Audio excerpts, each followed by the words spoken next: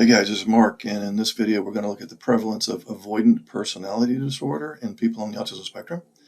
Now, according to many professionals in the autism community, avoidant personality disorder, or APD, manifests itself more frequently in adults on the autism spectrum compared to the general population. Now, reasons for this include the individual may have been rejected as a child. There may be difficulty cultivating friendships throughout the lifespan. Perhaps he was a victim of bullying, teasing, being ostracized from his peer group as a child. Many times there's difficulty maintaining gainful employment due to social skills. That usually has more to do with not so much ASD level 1, but ASD levels 2 and 3.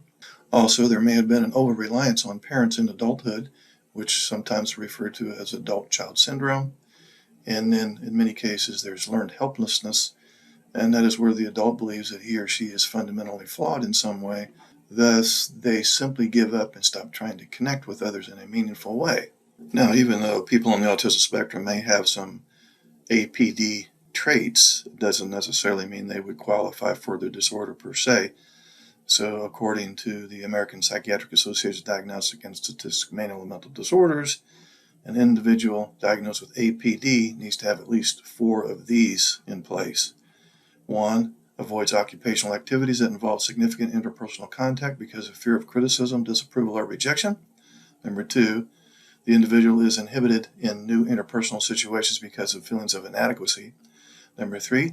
The individual is preoccupied with being criticized or rejected in social situations. And number 4. The individual is unusually reluctant to take personal risks or to engage in any new activities because they may prove embarrassing. Number 5, the individual is unwilling to get involved with people unless they are certain of being liked. Number 6, shows restraint within intimate relationships because of the fear of being shamed or ridiculed. And number 7, tends to view himself or herself as socially inept, personally unappealing, or inferior to others. And so the individual will have to have at least 4 of these. So in summary, the adult on the autism spectrum may feel as if he's frequently unwelcome in social situations, even when that's not the case.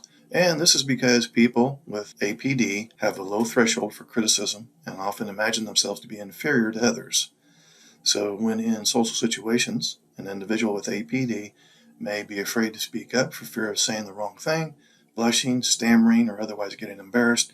And he may also spend a great deal of time anxiously studying those around him for signs of approval or rejection.